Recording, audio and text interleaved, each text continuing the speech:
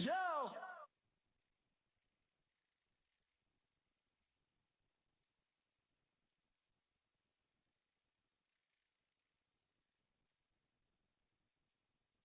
Yo!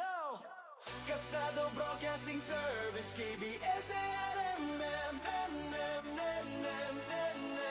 Lunes hanggang Biyernes, laging on air. Serbisyo publiko, hatid namin sa masa. Let's go! Let's go! Sa mic at sa camera, laging alerto. Kuya Alan Valenzuela Bordeos, CEO, boss ng kwento. Si Kuya Arnold Aceveda, namuko, program director. Gabay at patnubay, balita at impormasyon, walang palya, protector. When is Pino Lawson? News director, editor-in-chief. Issue ng lipunan natin sa tao, walang relief. Si Kuya Ben Aludo, prangkado, kikima ang handog. Kwento sa field, tapat at walang palusot. Kasado Broadcasting Service, KBS-RMM, Diaryo, Radio, TV, hatid ang news.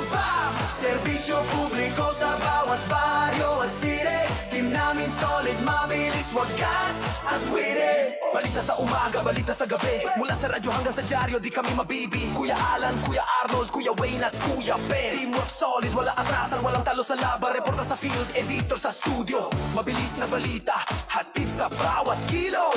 Ikasa mo, gabay at patnubay, issue ng lipunan. Prangkat pakitima, truth bang hatid namin sa bayan. Kasado Broadcasting Service, ABS-RMM, Diaryo, Radio, TV, hatid ang news. Serbisyo publiko sa bawat baryo at city. Team namin solid, mabilis, wagas at wire. Lunes hanggang Biyernes, on air ang kwento. Mga mamamahayag, laging handa sa toro. KBS-RMM, di lang basta news. Hatid namin sa masa, truth na wala abuse. Kasado Broadcasting Service, KBS-RMM, balita, serbisyo, hatid sa bawat tao. Ang team namin solid, mabilis at totoo. Ikasa mo, gabay at patnubay, issue ng lipunan, prangkadok na ima. Hatid ang totoong kwento. Diaryo na, radyo na, TV na. Kasado Broadcasting Service, KBS-RMM. Serbisyo publiko, sa puso tubo namin.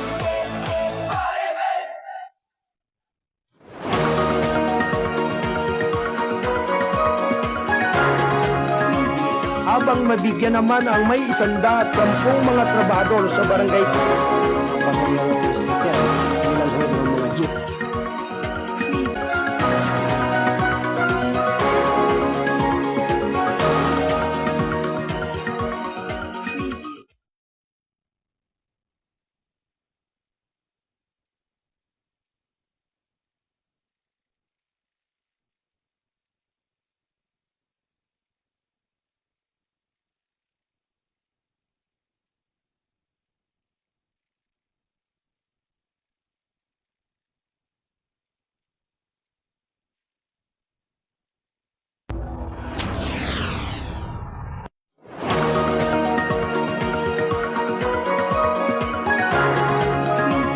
Habang mabigyan naman ang may 110 mga trabahador sa barangay.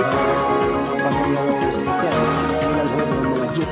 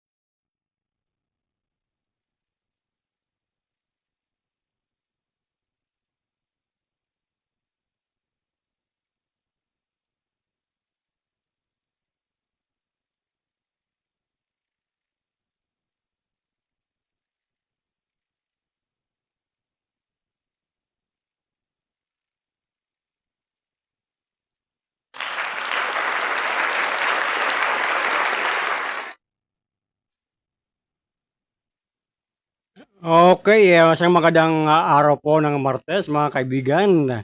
Luzon, Visayas, Mindanao. Welcome sa programang Issue ng Lipunan. Ako pa may inyong lingkod, si Wayne Espino Lauzon. Ayan. Magandang umaga sa lahat ng ating mga taga-subaybay. Sa mga kayo na naroon sa mga oras na ito, kayo pa ba nanananghalian na o nagmimerienda pa? Ayan. Anyway, magandang umaga sa lahat ng mga tanggapan ng ating pamahalaan. Marami po tayong pag-uusapan. Ito po sa ating palatuntunan. At syempre, ang ating pong segment na kasado, serbisyo publiko. Mamaya po, i-feature po natin yan. At ang ating mga kapanayan po dyan, isang magaling na opisyal ng ating Philippine National Police. Isang chief of police dito po sa lalawigan ng Rizal. Ayan. Bibitin muna natin, Kuyang Arnold.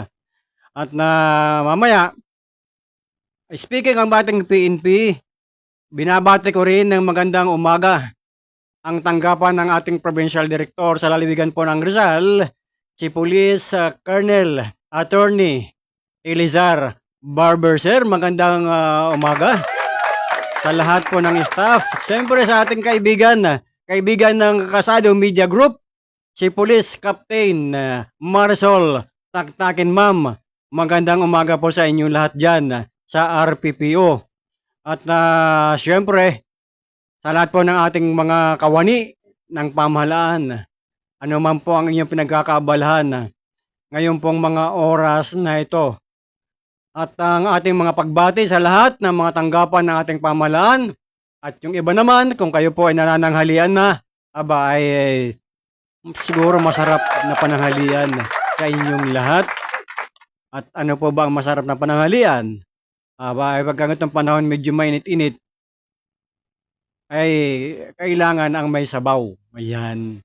Speaking of may sabaw na ulam, kagaya ng tinulang bangus. Ayan, masarap yan. Tapos may sausawan na toyo, may kasamang kalamansi at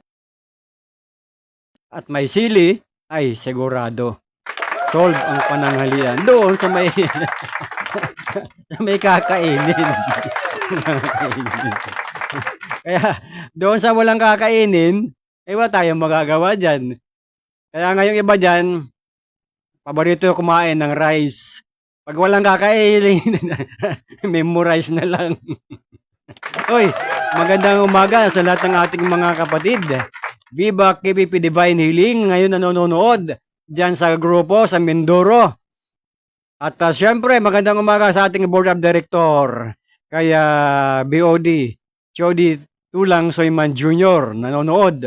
Sa ating mga Board of Directors ng Tourism Owners Association, dyan sa Sitio Bukal, Barangay Pantok, Binangunan, Rizal.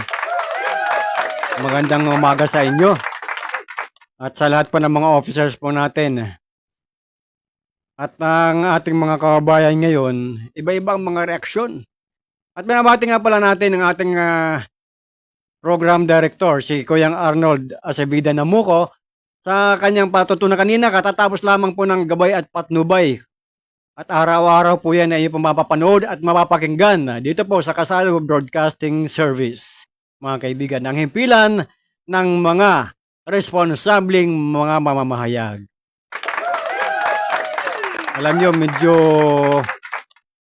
hindi ho magandang balita doon sa ibang mga kababayan natin. Pero anyway, dahil nga po kung inyo pong natatandaan nung isang araw, nagkaroon po ng hindi magandang pangyayari sa Tacloban City. Diyan sa lalawigan ng Leyte, mga kaibigan, sa distrito ni Congressman.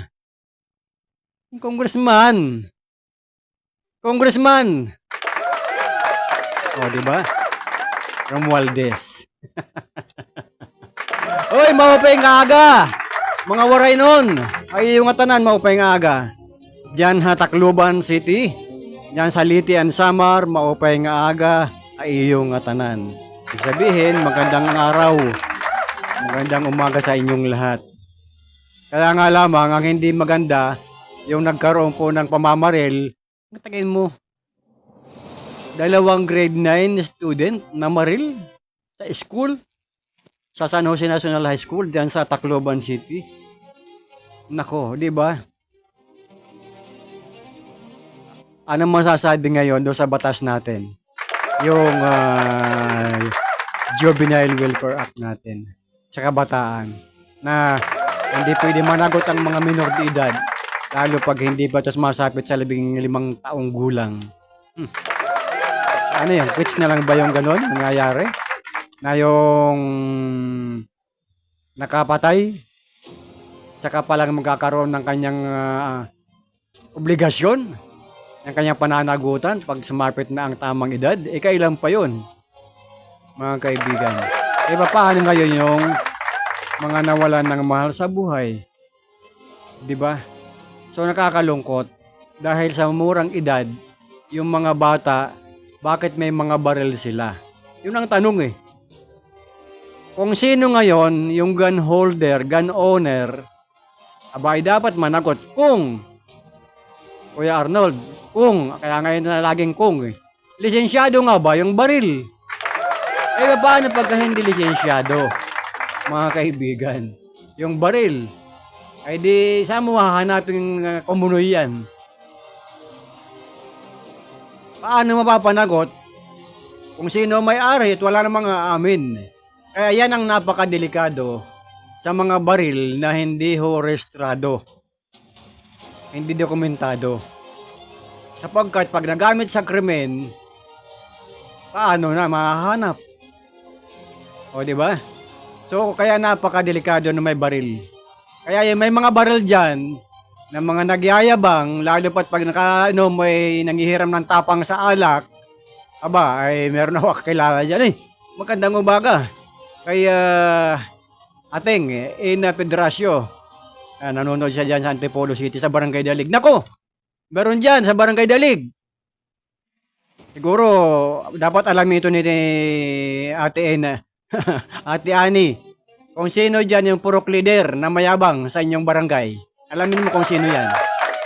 Ha? Kapag nakahapang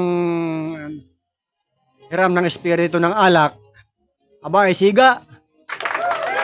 Grabe.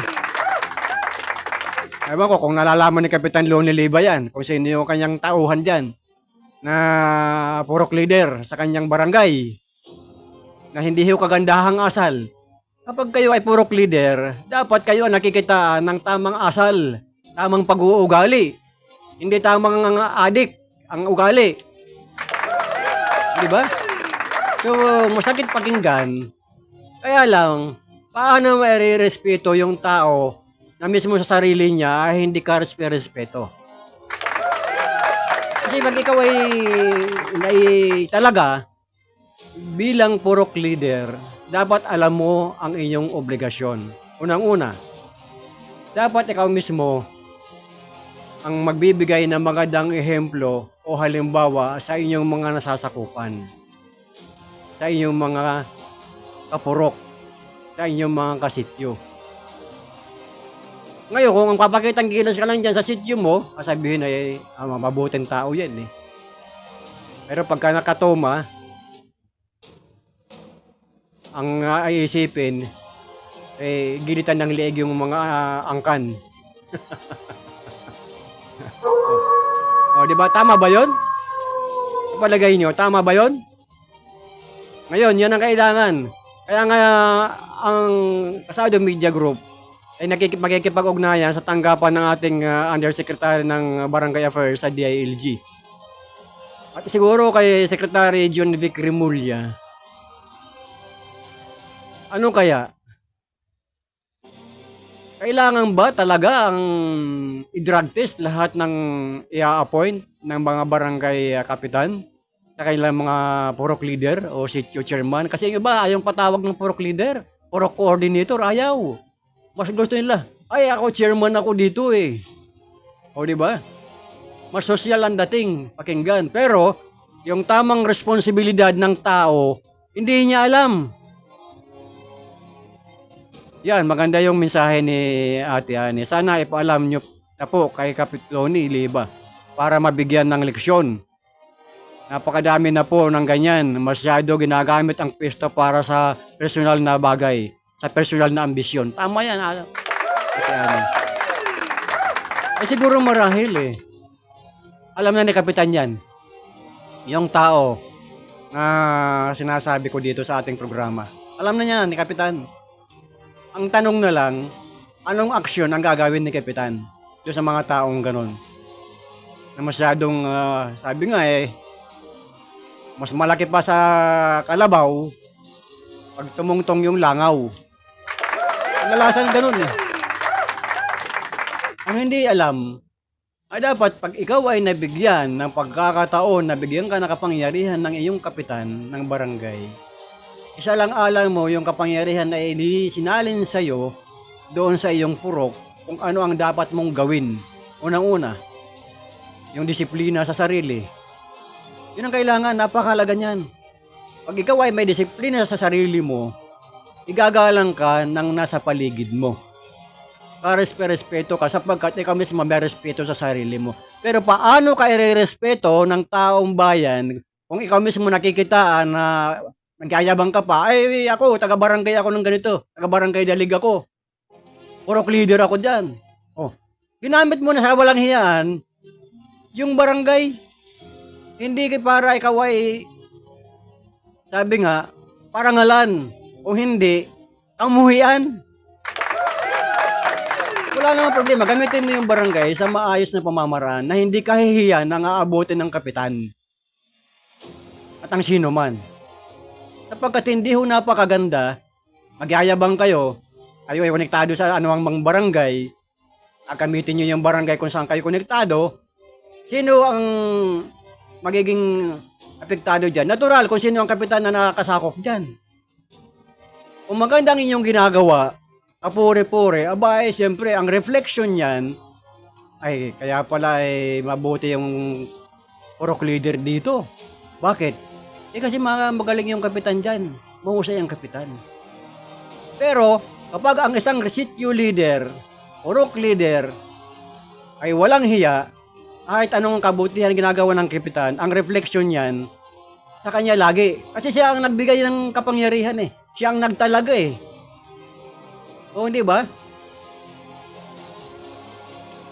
Kaya dapat, ito nga ang ating minumungkahi, na siguro, obligahin na ang DILG sa pangkalahatan na bawat itatalaga ng barangay kapitan sa kanyang purok o sityo ay mag-undergo ng drug test. Para sigurado. Ngayon, ang matatakot na drug test dyan, malamang, yung mga talagang gumagawa ng kalokohan. Ay, binabati nga pala natin dyan sa Barangay San Roque. Si Barangay Captain Anding Kabasbas. Siyempre sa ating publisher, station manager, kay Kuyang Alan Valenzuela Bordeos. Nasa po sa kasapi ng Lupon, dyan sa Barangay San Roque. Yan sa Barangay San Roque, pagka natunugan, ito ang kagandahan hindi ho sa binubuhat natin ang sarili, binubuhat natin ang kapitan ng Barangay San Roque sa lungsod ng Antipolo. Pagka natunugan ni kapitan sa kanyang mga tauhan na mayroong mga adik-adik, wala nang pasabi, wala nang abiso, may pagpupulong tayong ganito. Sasabayan ngayon ng random drug test. Yan ang kailangan. Malalaman ngayon, susunod na araw, si ganito nag-positive. Ikaw pahinga ka muna ha. Kasi medyo hindi kaganda ng resulta ng exam mo. Hindi ka pumasa. Bagsak ka. Dapat ganyan, mga kaibigan. Sapagkat napakadelikado na maglalagay tayo o kayo, yung mga namumuno sa barangay ng isang tao, na iba ang takbo ng utak pagka nakatoma. Mabuti kung toma lang. Mga kaibigan, paano kung meron kasamang singhot dito, singhot doon? Di ba napakadelikado? Kaya sana sa ating mga opisyal ng barangay, obligahin ninyo. i-background check nyo yung tao.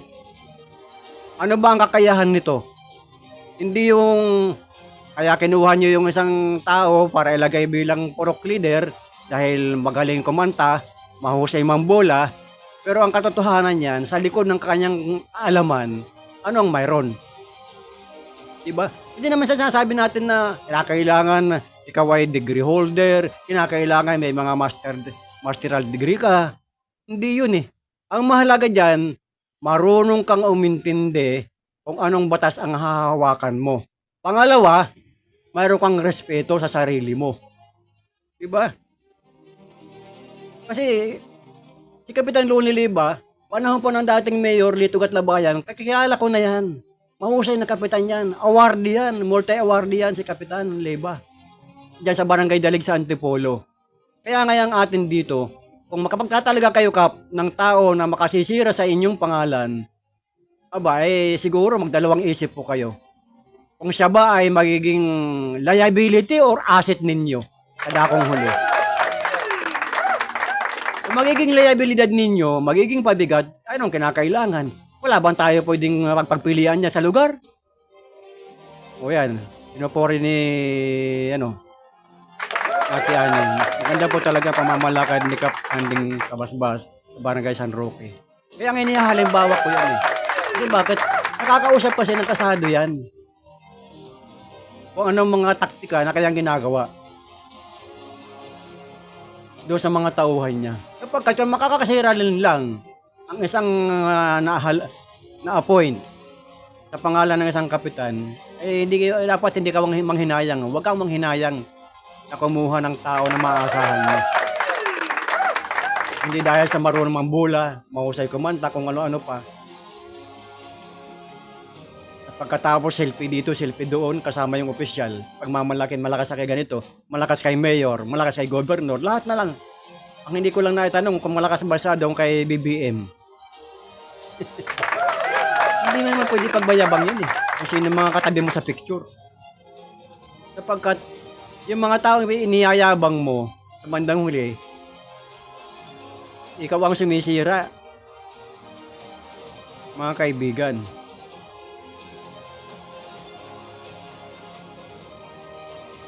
Yan, mayroon ako tinatype dito.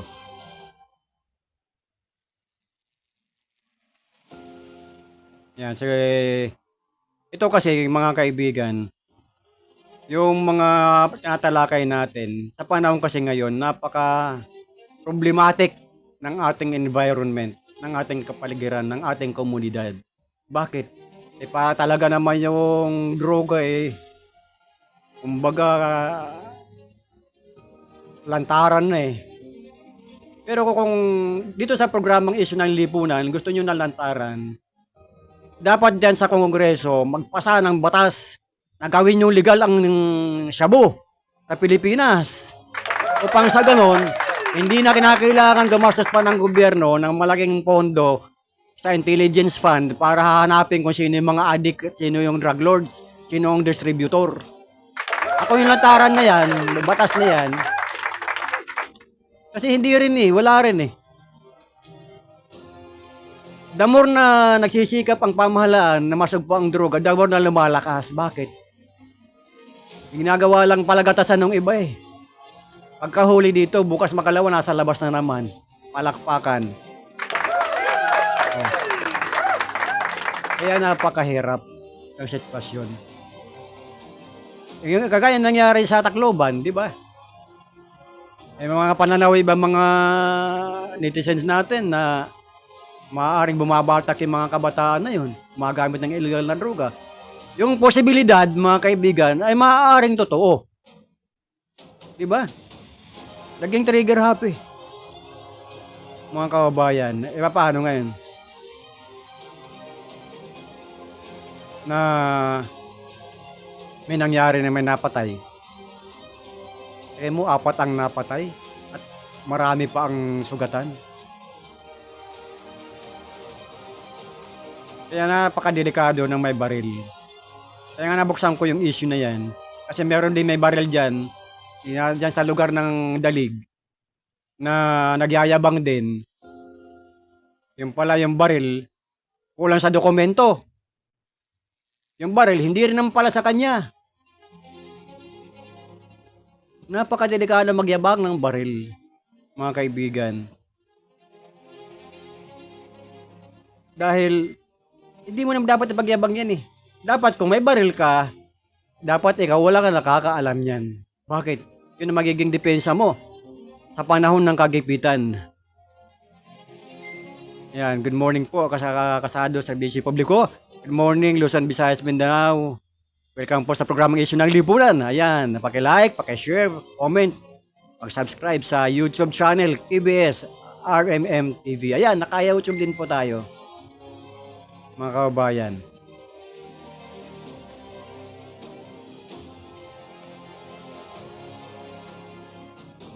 Natal po kasi itong mga naano ko na makano sa atin.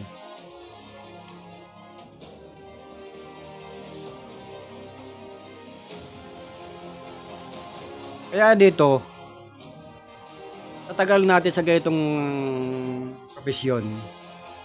30 years mahigit na. Ako kadalasan sinasabi ko, yung mga sigang tao, dalawa lang napupuntahan yan, Kuyang Arnold. Pag hindi sementeryo, ulungan. Ganun lang. Kaya wag naman sana gamitin yung kapangyarihan bilang konektado sa pamahalaan din. Matakin mo, di ba nahihiya? Yung mga tao gumagamit ng ganyan. Nasa pamahalaan ka, gagamitin mo yung kapangyarihan mo para mga agrabyado, mga abuso sa kapwa. Maganda ba yun? Tama ba yun? Diba? At pagkatapos magyayabang, marami may mga anak na pulis, may anak na guro. Okay yun, magandang accomplishment ng isang magulang yan, magkaroon ka ng mga professional na anak. Kung hindi mo narating ng magulang yung ganong profesyon, nakakatuwa pakinggan, nakakatuwang malaman. Ibig sabihin, nagsikap ang magulang. Pero dahil ba sa ganon, nakapagpatapos ka ng pulis, kapagpatapos ka ng isang teacher, kapagpatapos ka ng anumang kurso, iayabang mo na para mga abuso ka, mga grabyado sa kapwa. Kapag palagay ko naman, hindi tama yan. Sapagkat hindi rin siguro matutuwa yung anak mong pulis kung gagamitin ang pangalan ng anak niya para mga agrabyado sa kapwa, yung magulang, yung tatay. At pagkatapos, papasok sa mga illegal na gawain.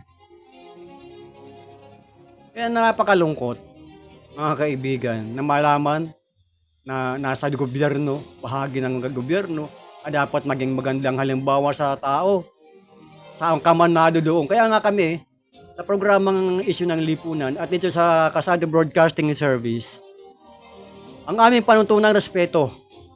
Respeto sa lahat. Huwag nating tingnan kung ano ang ating naabot sa pag-aaral natin sa ating edukasyon.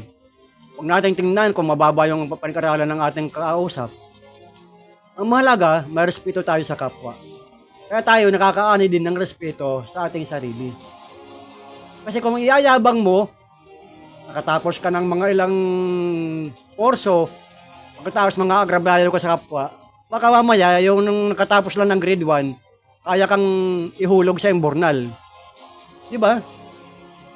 Kasabihin mo, walang pinag-aralan, pero yung nilalait mo, minamalit mo, yung pala ang may kakayanan na pwede kang isalba sa araw at sa oras ng kagipitan mo. Kaya mahirap mag-underestimate ang tao. Pero mga kaibigan, oras po natin, 35 minuto makalipas ang ika-11 ng umaga. At siguro this time, mamaya natin patuloy ang ating mga pagtalakay. Tingnan natin yung ating bahagi ng panayam sa isang mahusay na opisyal ng ating Philippine National Police, kalalawigan ng Rizal. Kung ano ba ang kanyang mga programa. Ito mga kaibigan, ang papakilala ko sa inyo na opisyal. Kapangalan pa ito ng dating senador, dating mayor diyan sa Metro Manila. Ano ate, meron ka ng clue kung sino siya? Meron ka na bang clue kung sino siya yung sinasabi ko sa inyo? I-reading lang po namin ni Kuyang Arnold yung ating video clip. para malaman natin kung malaman ng ating mga taga-subaybay na ano bang mga programa ng ating PNP, ng ating kapulisan sa mga panahong ito. Dahil talagang yung mga gawain ng ating mga pulis ay napakahalaga. Sakripisyo. Alam niyo mga kaibigan, sa totoo lang, ang trabaho ng pulis, sakripisyo yan. Marami dyan sa mga pulis natin na napapalayo sila sa pamilya. Alang-alang sa serbisyo publiko. Makapagbigay ng tamang serbisyo sa mga mamamayan. Kaya minsan, bigyan din natin sila ng credit. Bagamat may nagkakamali na ilan, pero ilan lang yan. Majority pa rin dyan ang nangingibabaw yung tamang serbisyo sa mamamayan, mga kaibigan. Dito sa programang Isyu ng Lipunan, pumupula rin tayo pagkamali. Hindi ho tayo nangingimi na punahin ang ating pagpuna sapagkat gusto natin ng pagbabago at maitama yung mga linggawa. Hindi po natin sila pinupuna para sila ipahiyain. Ang atin itama yung mga gawain na mga kakailangan ng taong bayan. Hindi yung pinupuna mo dahil galit ka lang, may personal ka na motibo. Pangit yun. Ang pagpuna, dapat mayroong objective, mga kaibigan. So, this time mga kababayan, tingnan natin. Isa sa magaling na opisyal ng ating PNP, Chief of Police sa lalawigan po ng Rizal. Ito matagal na rin nakakakilala ng ating grupo, kaibigan po natin. Major pa lang siya noon. Kapitan pa nga lang ito nung araw. Palibasa nga, nagsikap na talagang umangat, lumabas ng Rizal, at pagbalik, ay medyo umangat na ang kanyang ranggo, mga kababayan. Kaya siguro, kung naka-ready na, tingnan natin kung ano.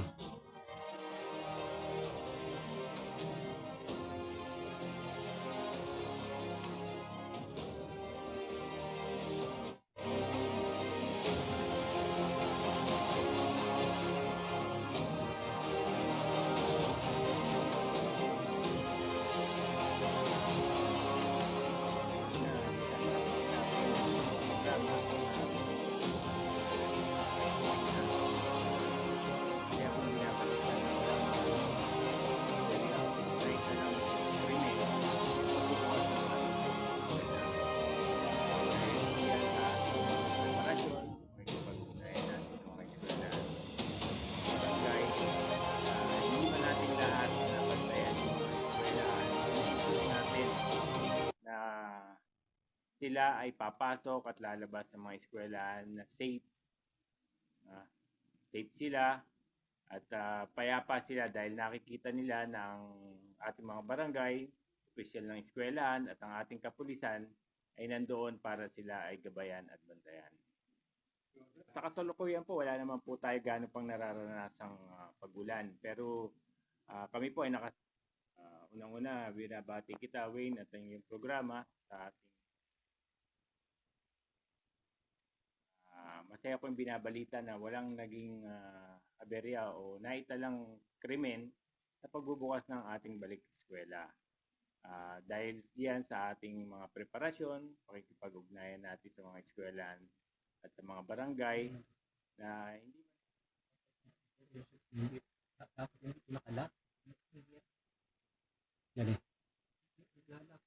hindi station ID kaya muna.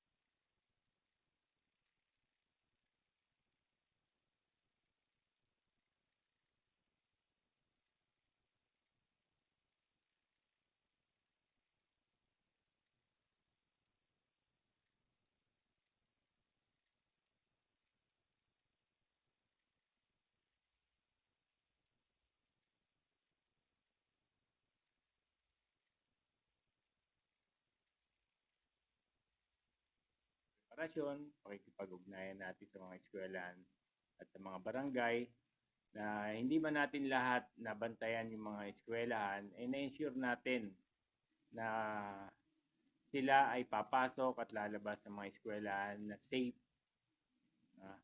Safe sila at payapa sila dahil nakikita nila ng ating mga barangay, opisyal ng eskwelahan at ang ating kapulisan ay nandoon para sila ay gabayan at bantayan.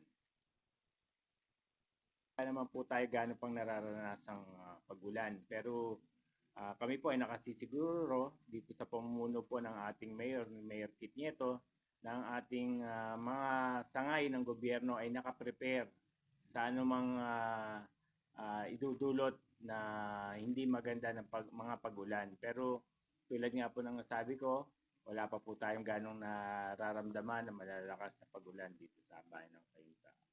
Masaya ko rin pong binabalita ng peace and order po sa bayan ng Cainta ay maganda po.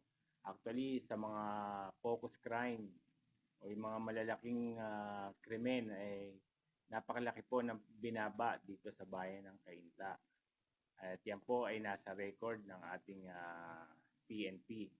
Ito po ay maaari nating ma-attribute natin sa mga programang pinatutupad po ng ating Regional Police Office. Ito po yung ating mga proactive patrolling na nakikipag-ugnayan po tayo sa mga establishmento, sa mga tao na kung sila ay may mararamdaman o mawi-witness o na mga hindi pa krimen o yung mga kahinalang kilos pa lang, ay agad-agaran po nilang i-report sa ating himpilan. Pinapasalamatan ko rin po yung patuloy po na pagsuporta ng ating local government. Malaking tulong po ng ating mga kababayan dito sa Cainta. Ang ating pong mga kababayan dito sa Cainta ay hindi na rin po pumapayag na lumaki yung problema natin sa drugs o sa anumang krimen. Sila na po mismo nakikipagtulungan sa amin. Siguro po ay nararamdaman din po nila yung pagnanais ng PNP at ng LGU sa pangunguna po ng ating mayor na mapanatili ang kaayusan dito sa bayan ng Cainta. Kaya po siguro nakaka-attract tayo ng mga suporta sa ating mga constituents na i-report yung mga bagay na naobserbahan nila sa pang-araw-araw na maaari at humantong sa hindi magandang pangyayari. Kaya agad-agad na po nilang nire-report at yan po ay napiprevent natin. Maliban pa po sa mga nangyari na nabibigyan natin ng karampatang solusyon. Sa ating po mga kababayan, nanatili pong bukas ang impila ng ating pulisya sa anumang sumbong report na maaari naming maaksyonan at kami rin po ay nagpapasalamat sa patuloy na tiwala na binibigay niyo po sa PNP.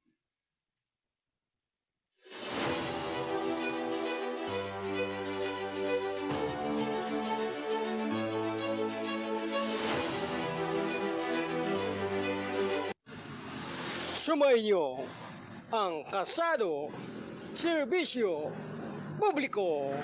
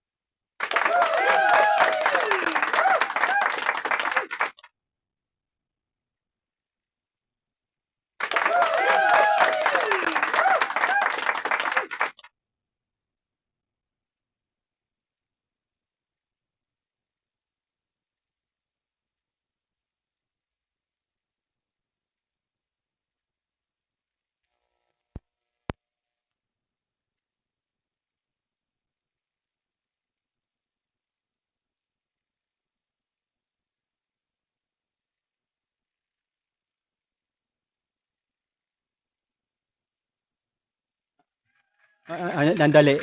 Ayun pala. Okay, mga kaibigan. Kaya pala yung pamapalakpak dito. Naka-off pala yung microphone ko.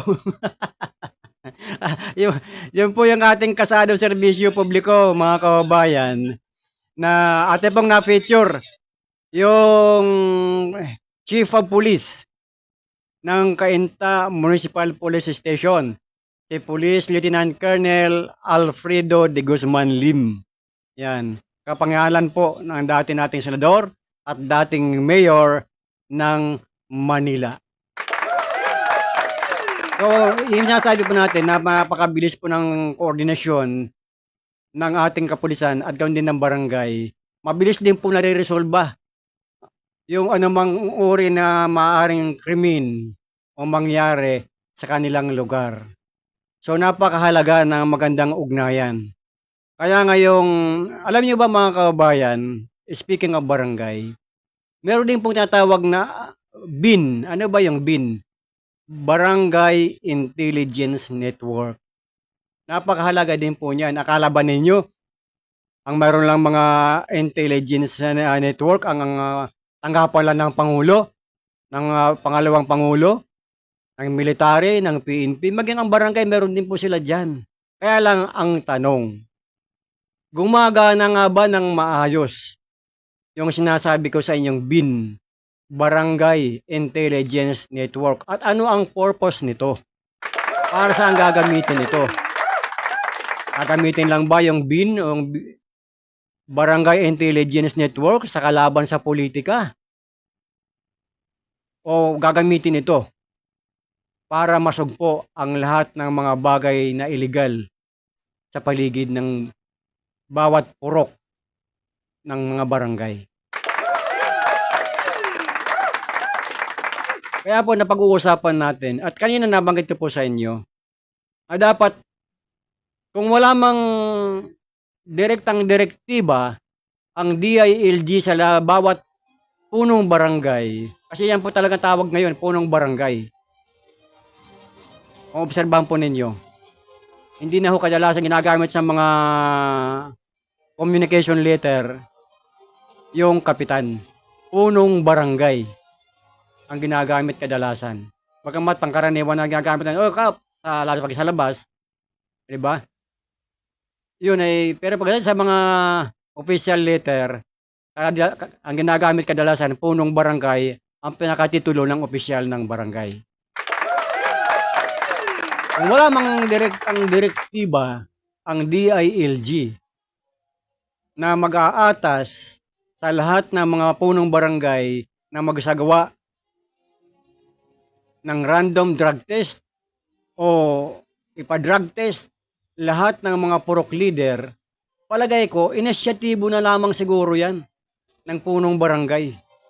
Para siya na mismo ang makatuklas kung sino ba sa kanya mga tauhan ang adik-adik. O di ba? Inisyatibo na lamang yan. Hindi na kinakailangan siguro na magkaroon pa ng memorandum order galing sa DILG o galing sa NAPOLCOM para lamang magkaroon ng inisyatibo ang ating mga punong barangay. Nung araw, mga ilang taon na nakalilipas, siguro kung hindi ko nung nakakamali, mga year 2020 ko yung Arnold tayo. Diyan sa Rizal Provincial Police Office, mayroong isang pagpupulong. Lahat ng mga chief of police sa buong lalawigan ng Rizal. Ito po yung binabahagi ko sa inyo para magkaroon po ng idea ang lahat. Maraming media ang dumating kasama ang kasada media group. Siyempre, banding ng mga opisyalis, magkakakilala. Pero ang hindi inaasahan mga kaibigan, sa nasabing okasyon, meron palang espesyal na gagawin. Ano ho ang binabanggit yung opisyal na gagawin? Kuyang Arnold, Kuyang Alan Bordeos. Nagsagawa ng random drug test lahat ng mga attendees, policeman at saka mediaman. Lahat kami nag-undergo drug test. Oh. Walang nakalusot. Kung sino nasa attendance sheet, nakapangalan doon, obligado sa mailalim ng drug test. Palibasa, hindi naman kami mga adik-adik, so walang problema. Go! Sabi nga kinagat namin yung challenge. Sapagkat, diyan natin malalaman kung sino ang pumapasok sa illegal na droga, ang gumagamit, yung hindi. O, di ba? So, yun ang maganda dyan. Na walang, kumbaga, abi-abiso. Kasi kung nag-abiso nga naman, si Provincial Director, lahat ng narating ng media dito, drug test. Ay, siyempre, mamaya yung iba dyan, hindi natin alam eh. Bumabatak din pala. O, di hindi na pupunta. Ay, maganda, random drug test ang ginawa. May mga nag-positive doon sa ibang mga pulis. Sa media, sa awa ng Diyos, wala naman nag-positive na may addict kaming naging kasama. Yun lang may pagmamalaki ng grupo namin ng mga panahong yun.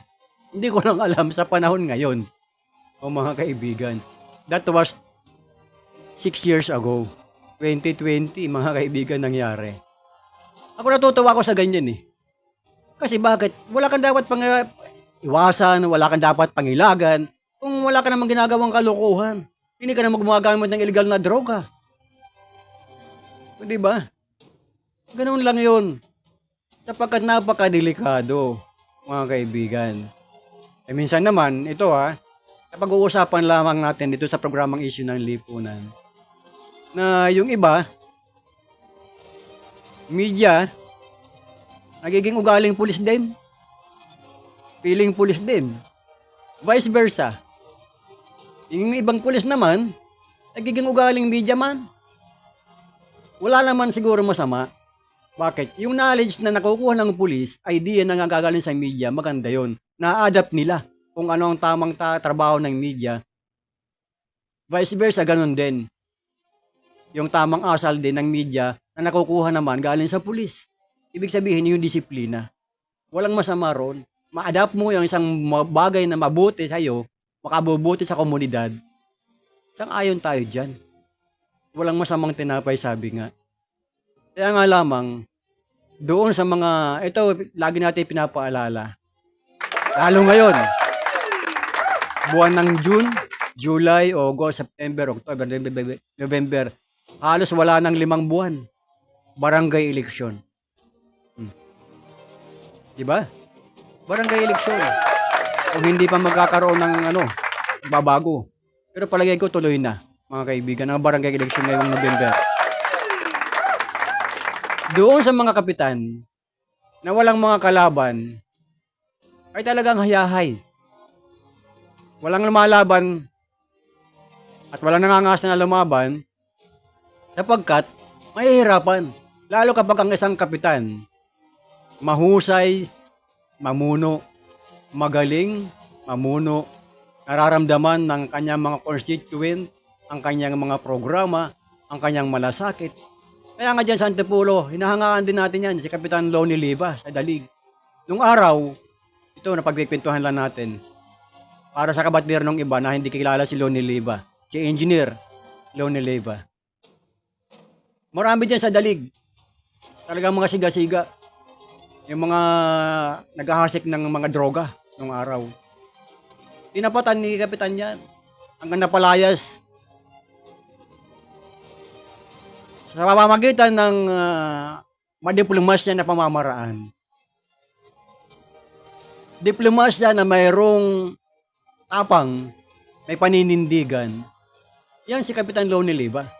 Napalayas niya yung naghahasik ng droga dyan sa Dalig nung araw.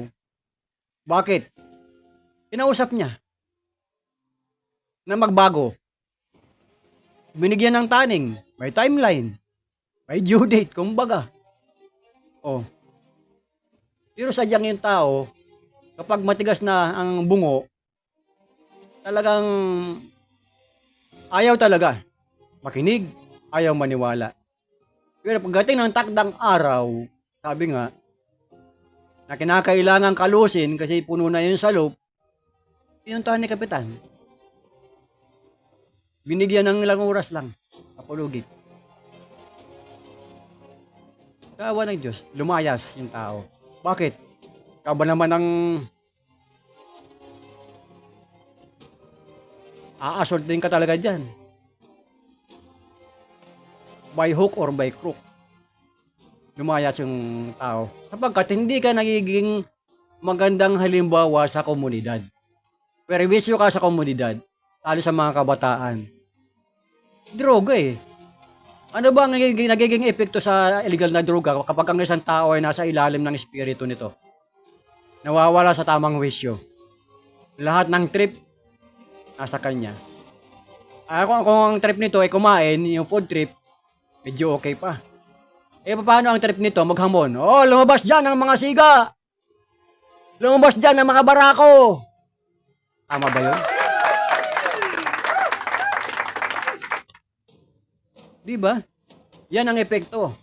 Habang gumagamit ng droga, nagiging malala ang epekto sa utak, lalong lumalala naman ang pagiging siraulo.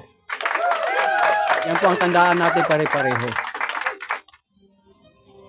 Kapag ikaw ay pumasok sa illegal na droga at hindi mo na makontrol ang sarili mo, lahat na, pati pamilya mo, mamasaker mo pag nagkataon. Kung katandaan ninyo yung mga panahon dati ng Pangulong Digong, mga kaibigan, marami ang natuwa, pero marami rin ang nagalit. Depende kung saan kayo panig. Depende kung ano ang inyong opinyon. Pero sa ganang akin, mas natuwa ako at nabawasan yung mga perwisyong adik. Ngayon, syempre, yung mga namatayan ng adik, hindi matutuwa. Yung sinasabi nila na patay sa AJK, yung extrajudicial killing, mga kaibigan. Pero, paano naman yung na-perwisyo ng drug addict? Pinatay, ginahasa. Meron bang sumisigaw? Tahahanin ng human rights natin? Ang nangyayari, ang gino-glorify yung mga drug addict. Binibigyan naman ng pagkakataon ng mga yan. Kaya nga yung ating mga barangay, tumutulong dyan sa rehabilitation ng mga addict. Di ba? Nung una. Kaya nga iba, ako ayaw ko sa droga. Yung mga ganon, yung bida. Ang nangyayari, tumutulong ang gobyerno gumagastos para ma-rehabilitate itong mga taong ito. Mabigyan ng pagkakataon na maging normal muli ang takbo ng utak at pamumuhay. Pero sadyang hindi eh. Kasi kang isang adik, matino ngayon, mamaya, bangag na naman. Kaya napakahalaga na lahat ng maitatalaga ng bawat purok ay magkakaroon ng drug testing para safe ang komunidad na kanya pangangasiwaan. Kasi napakadelikado. Pag ang droga at ang alak ay nagsama sa utak, sigurado, talo pa nito yung lumabas galing sa mental hospital. Mga kababayan, yung epekto niyan, ganun katindi. Alam naman natin ang epekto ng droga. Marami nang nasirang buhay dyan. Kay mayaman man yan, kay mahirap man yan. Mga kababayan. Kung naalala ninyo, ilang taon na nakalilipas, yung nanay, sinapchap nung kanyang anak na lalaking adik. At hindi lang yun, hindi pa nasiyahan. Pagkatapos na sapsapin yung anak, ay yung nanay ng anak,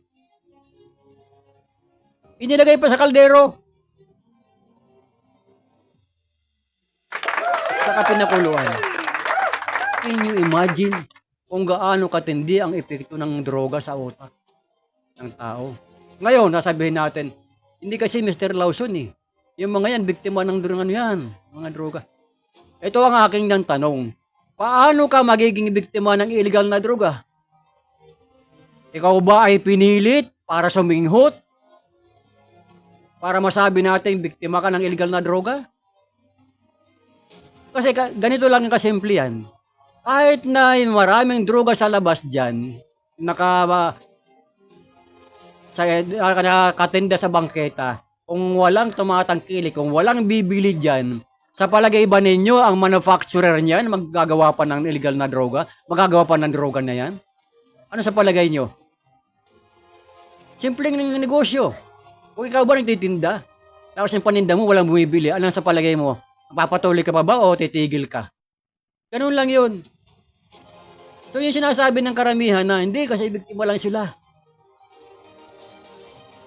Gina-justify yung maling gawain. Kung naalala nga ninyo, ultimong pare eh. Ginastify na hindi kasi kahirapan eh. Nagtatrabaho pang gabi yan eh. Kaya kinakailangan para hindi antukin. Tama ba yung paliwanag na yun? Mga kaibigan, ako ilang taon akong trabaho ng panggabi. Mga kababayan, pero never ko iniisip yung ganong bagay. Kasi pag inantok ka ng normal na antok, matutulog ka. Diba?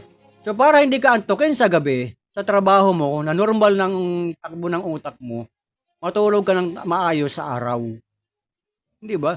Bagamat minsan hindi may iwasan yan na hindi ka makakompleto ng 8 oras na tulog sa araw. Totoo yan. Sa dami ng mga gawain, lalo na yung mga pamalyadong tao na nagkatrabaho na panggabi. Napakahirap. Pero hindi atwiran na sinasabi ng isang pare na sige, hayaan na natin yan kasi panggabi yan. Hayaan mo siyang bumatak ng droga. Hindi naman sama. Abay, ngayon lang nakarinig ng isang pare. Gina-justify yung mali. At pagkatapos, gagawin pa ng rebolto. Ano ba yan? Ano ba nangyayari sa ating bansa? Halimbawa dyan sa Kongreso, sa Senado. Nag-uusapan natin dito sa politika. Wala namang problema magkampi-kampi sa isang bagay kung tama. Magkampihan kung tama.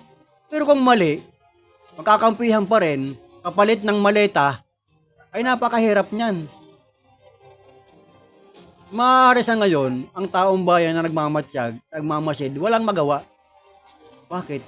Walang ba naman yung isang mamamayan dyan na hirap sa buhay pumunta sa Kongreso, pumunta sa Senado, pagtatagayin yung mga naan doon.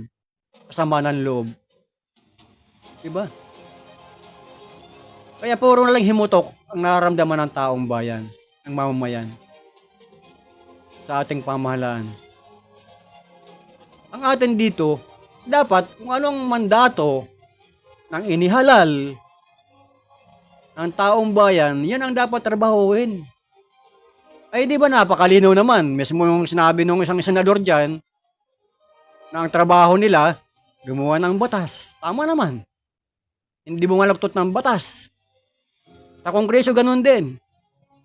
Yun ang trabaho nila. Kaya nga may tinatawag tayong separation of powers. Iba ang trabaho ng executive, iba ang trabaho ng legislative, at iba rin trabaho ng judiciary. Kanya-kanyang trabaho dyan. Pag pinakailaman ng isa, yun na. Nagkakagulo na. At magkakagulo talaga ngayon. Nangihimasukan. Ano ba trabaho ng executive? Hindi ba ipatupad kung ano yung batas na naipasa ng ating Kongreso at Senado? Ano ba trabaho ng judiciary? Di ba alamin kung legal ba? Tama ba yung pagpapatupad ng batas? Interpretasyon? Ngayon naglalabo-labo na. Papasok pa naman ng politika. Di ba? Samantalang malinaw din yung separation of church and state. Oh, ngayon rumble na. Parang scramble na. Na ice cream. Mga kaibigan. Ano ang nawawala? Ano ang nawawala sa ating mga Pilipino? Unang-una, kawalan ng respeto, disiplina. Isa yan sa malaking problema ng bansa natin. Ang kawalan ng respeto at disiplina. Kaya yung mga bata na yan na nakagawa ng krimen, dahil nga, napakaganda ng batas natin. Very protective ang batas natin sa mga kabataan. Kaya konting kibot sa eskwelahan. O sige, ma'am, subukan mo lang akong murahin. Subukan mo lang akong saktan. Di ba? So, ang naghahamon ngayon yung mga kabataan na sa mga magulang. Dahil bakit? May batas na protekta sa kanila. Pero yung tamang pagpapalaki, yung tamang pagdisiplina ng kabataan, nawawala. Ang kapangyarihan ng magulang na matuwid, maging matuwid yung kanyang anak, nawawala. So napakahirap, mga kaibigan. Anyway, magandang tanghali kay Asya Namuko. Ngayon, nanonood siya sa ating programa. Kaya yung kabataan na minsan, yung disiplina ay napakahalaga. Kasi nung araw, yung panahon namin, talagang pat-pat talaga ang pamalo. Masakit talaga. Luluhod ka sa may asin. Masakit ang parusa ng magulang. Pero ngayon mo marirealize yung ganong uri ng disiplina ng magulang na may i-adapt mo sa sarili na mayroon palang kabutihang dala. Hindi sa pang-aabuso, kung hindi sa disiplina ng bawat bata. Di ba? Sa school, ganun din. Pag ikaw ay nakipansin ng teacher mo, ng guro mo, na sa halip na makinig sa kanyang tinuturo, nakikipagchismisan ka kung ano pinagagawa mo sa likod, amaya makikita mo, babalibag sa iyo yung malaking eraser ng blackboard. Di ba? So, yung titingnan natin, masama. Pero ang epekto noon, yung disiplina noon, namamanahin natin, yung gagawin natin, i-apply natin sa sarili, napakaganda. At may sasalin natin sa ating mga anak. Hindi ba? So, dahil kawalan ng disiplina ng maayos, sa mga kabataan, lalo ngayon na puro gadget na lamang ang inaatupag, talagang napakahirap ng disiplinahin ng mga bata. Kung hindi kayo marunong magbigay ng tamang paliwanag. Kasi lalo yung mga working parents, mga kaibigan, kaya single mother, napakahirap niyan, trabaho niyan. Pero yung mga bata na nag-iisip, habang lumalaki, nakikita ang sitwasyon ng pamilya, na kahit wala yung magulang, gumagawa ng maayos sa bahay, mga gawaing bahay, kanya mga assignment sa school ginagawa niya. Yun yung mga bata na yung isip, nagiging matured, nakikita niya yung sitwasyon ng kanyang pamilya. Lalo yung mga single mother, single parent, mga kaibigan. Lumalaki, wala yung ama. Lumalaki, wala yung ina. So ito yung mga batang ito na nagiging successful sa buhay.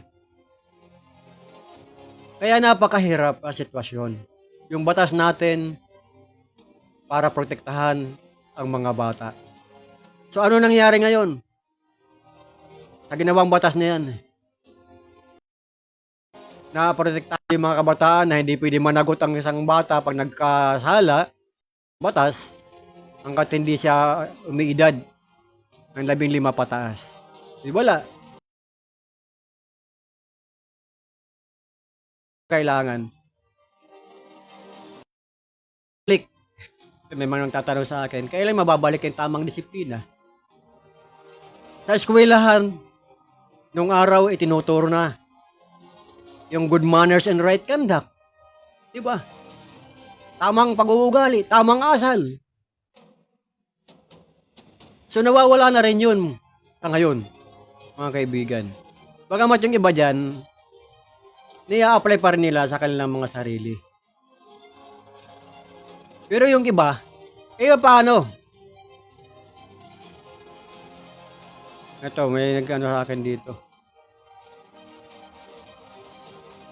Tanong, paano Mr. Lawson, kung ang dapat magpatupad, magpasunod ng sinasabi mong good manners and right conduct, ay siya pala mismo ang lumalabag bilang guro. Oh, ibig sabihin, ang pinapahantungan, itutungkulan dito, guro, teacher mismo. Oo nga naman. Paano sasabihin, masusundin mo yung mga kabataan na estudyante mo ng good manners and right conduct, gayon, ikaw mismo sarili mo, wala parang ganun. O, di ba? So, siguro, magkaroon ng tamang ehemplo yung ating mga guro sa mga kabataan. Napakahirap maging guro. Totoo lang. Ganun din. Lahat ng mga profesyon dyan napakahirap. Hindi basta ganun kadali ang inaakala natin. Ay kung sa bahay nga, kung halimbawa isang pamilya, meron kang 4 na anak. Sa 4 na anak na yan, talagang minsan nananaway yung magulang, kasasaway. 4 lang yun ha. Eh paano pa sa classroom? Yung mga kabataan na naroon, 50, 60. Hindi ka kaya manawa. Ikaw nga, sarili mong anak, mananawa ka kasasaway eh. 4 lang yun. O 2 lang yun. O 1 lang yun. Sabihin na natin. Minsan mawawala ka rin sa yung focus. Paano pa, yung mga magulang na wala dyan sa kanilang mga tahanan. Pagdating sa bahay, tulog na yung anak. Kaya napakaganda na dapat mayroong bonding ang pamilya. Nagkakaroon ng pag-uusap, ano bang mga problema, yung sharing of ideas, napakaganda niyan. Lalo sa medyo adolescence na yung mga anak ninyo, nagkakaedad na, lumalaki na, tamang gabay din ng magulang ang kailangan. So, disiplina pa rin sa bawat gawain natin. Hindi pwede yung pagka nagkamali, hambalos dito, hambalos agad doon. Wag. Kasi the more na pinapalaw mo yung bata, the more na nagiging sawail yan. Kalalakihan yan, ang ugali niyan, magiging barumbado. Diba? Sapagkat hindi tama ang pagdidisiplina. Ang pagdidisiplina, bagamat may kasamang pitik, kaminsan-minsan, pero mas maganda yung may halong diplomasya.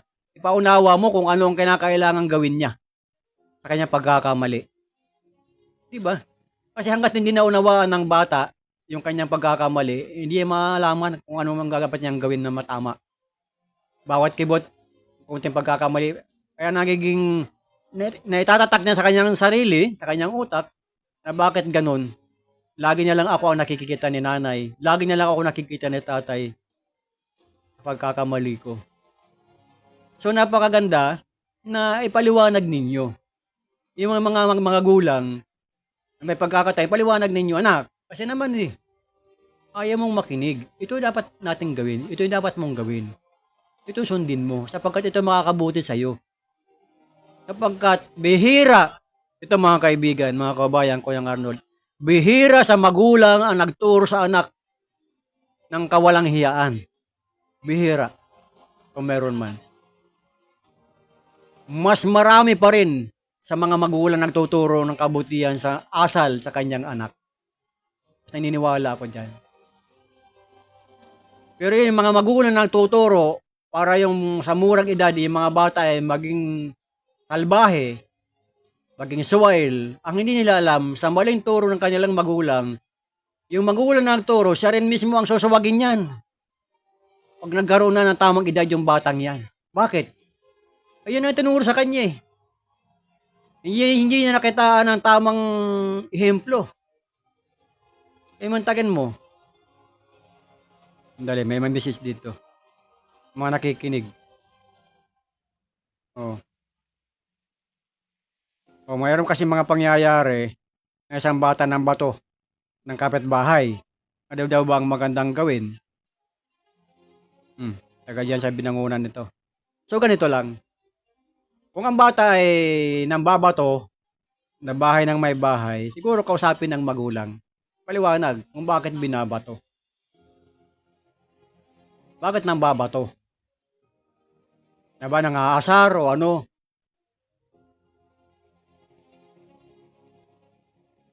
Ang problema, Mr. Lawson, sa halip na sawayan yung bata, kinampihan pa yung anak. Ayun, yun ang mali. Dapat inalam mo ng magulang kung bakit nang babato at sino ang binabato. Para naunawaan niya at bakit binabato yung kapitbahay niya.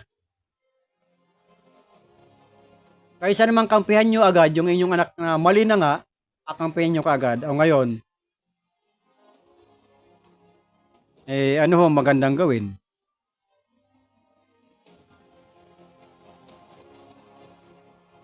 Ayun, magreklamo sa barangay.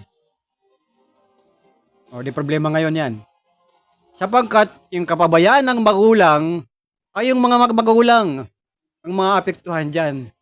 Dahil yan yung mga minor de edad, gaya ng nabanggit kanina, yung batas natin, yung mga minor de edad, wala pang pananagutan yan. sa mga pagkakamali. Kayo mga magulang, na kayo ay may pagkukulang dyan, ay sigurado kayo magkakaproblema dyan. Dahil sa halip na i-disiplinahan ninyo yung mga anak ninyo sa mga maling gawain, parang pinapalakas pa ninyo yung loob nila para gumawa lalo ng karahasan. Di ba? Kaya napakahirap na udyukan pa ninyo. Walang pinag-iba yan doon sa isang kaprasong muusok na nga, sa halip na konti-unti nang nag-aapoy, sa halip na yung apulain, napatay yung apoy, lalo pa ninyong binungusan ng gasolina. So ano mangyayari dyan? Di malaking sunog ang magiging resulta niyan. Kaya ito pinapaalala natin sa mga magulang na dapat kung ang inyong mga anak hindi nyo gaano susubaybayan, pakiramdaman ninyo kung anong pinagagawa. Walang respeto sa nakakatanda. Kung makapagsalita, akala mo bata lang yung kanyang kaharap. Isa yan. Makikita mo sa bata yung ugali kung anong klase ang kanyang pinagmulang pamilya sa kanyang pananalita. Malalaman mo yan. Kapag ang isang bata pumanagot sa matanda ay walang galang, malalaman makikita mo yan kung anong klaseng background ng pamilya mayroon ng bata. Yung kanyang magulang.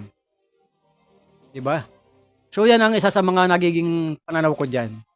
Kapag ang isang bata ay may disiplina, may galang, makikita mo rin yan, ang refleksyon sa magulang. Ganun din yan. Itaas natin ang level. Sa barangay, ganun din. Maaari, yung kapitan, maganda yung ginagawa. Pero lingid sa kanyang kalaman, yung kanyang tauhan, kabaliktaran ang ginagawa. So anong gagawin ngayon ng kapitan? Kapag nalaman niya, hindi ba dapat pangaralan, disiplinahin? O, di ba? Ganun po mga kaibigan. Yung sinasabi natin na nagkakaroon ng interconnection lahat ng mga bagay. Kasi nga, kapag maganda ang inyong itinanim, natural, maganda rin ang taanihin. Pero pag ikaw ay nagtanim ng masama, asahan mo kung hindi man ngayon, bukas at magpakailanman, aanihin mo rin yan, yung kasamaan na yan. Kawalang hiyaan na yan. Kaya nga sinasabi ko sa inyo, mayroong mga hawak ng barel, kasi itong grade 9 na batang ito, na namaril sa Tacloban City, na nakapatay ng 4, yung 2 bata na yan na grade 9, ginawang target range, yung mga kapwa estudyante, paano na ngayon yung buhay nito? Diba? So isa ito sa mga nagpapalala ng problema natin sa ating bansa.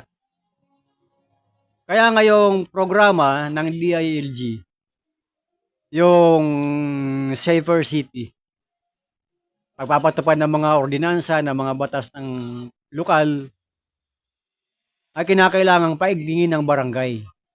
Bagamat mayroong mga barangay na nagpapatupad niyan, pagdating ng alas 10 ng gabi, nagka-curfew, nagro-roving, para malaman kung mayroon pa mga pakalat-kalat ng mga minor de edad.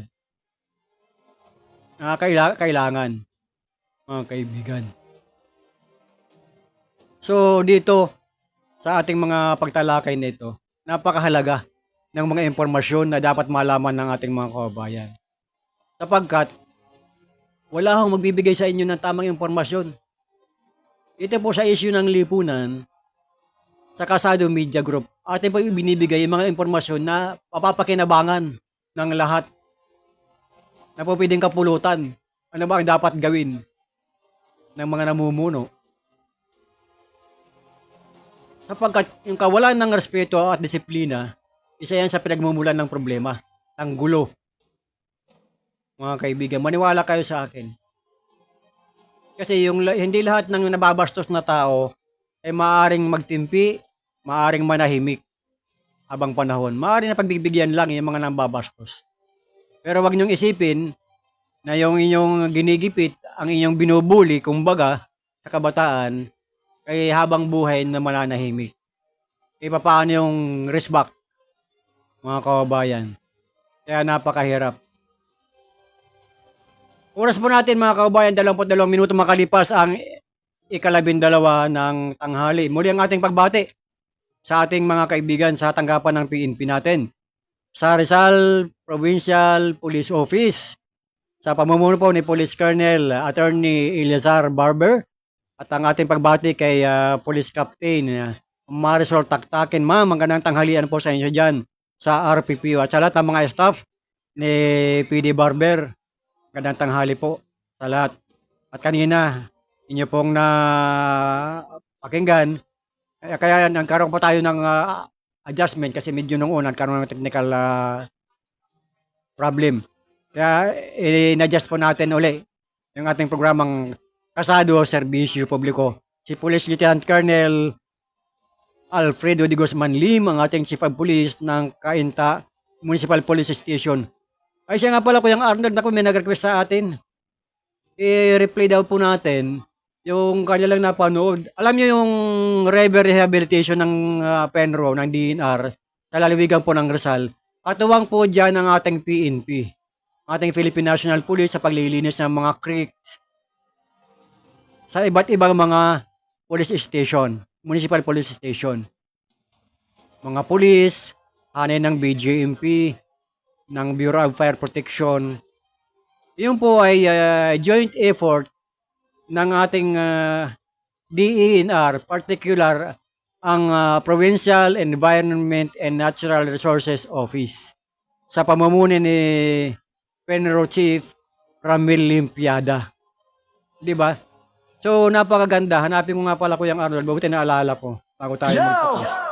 Sapagkat napakaganda ng na-picture natin yung nakaraang linggo na yung river rehabilitation program na damit ng mga kaibigan, napakilala mo na sa ating Let's go! Sa mic at sa camera, laging alerto. Kuya Alan Valenzuela Bordeos, CEO, boss ng kwento. Si Kuya Arnold Aceveda, Namuko, program director. Gabay at patnubay, balita at impormasyon, walang palya, protector.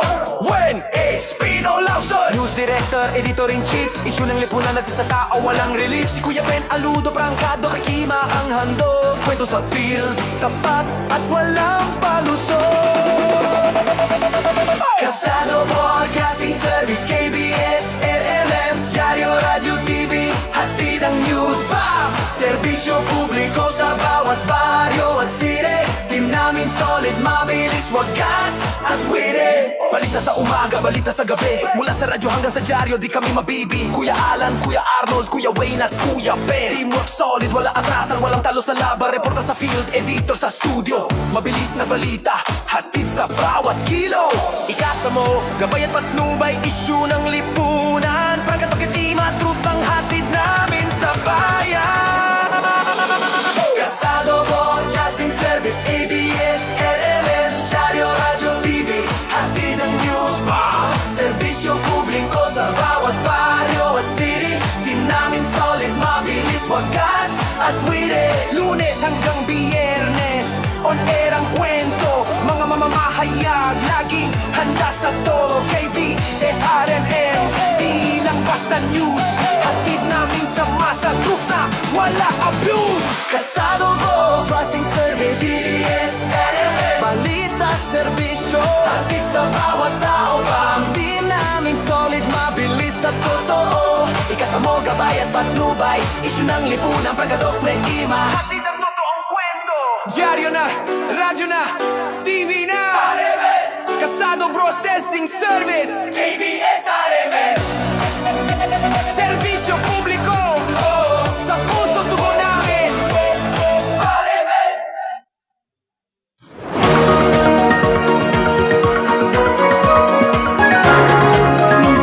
Habang mabigyan naman ang may 110 mga trabador sa barangay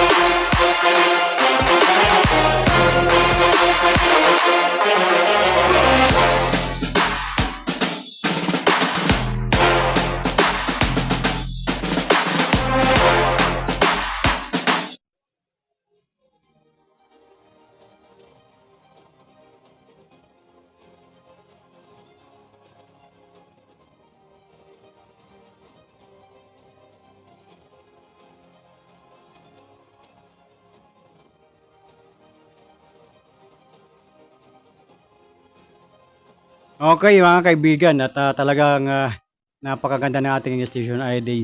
At yung request po sa atin na muli nating isalang sa ating palatuntunang issue ng lipunan, yung Kasado Serbisyo Publiko.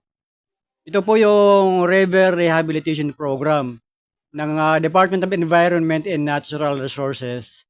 Particular po yung mga tanggapan ng Provincial Environment Natural Resources Office dito sa lalawigan po ng Rizal sa ilalim po ng pamumuno ni Penrod Chief Ramil Limpiada. Magandang tanghali, sir.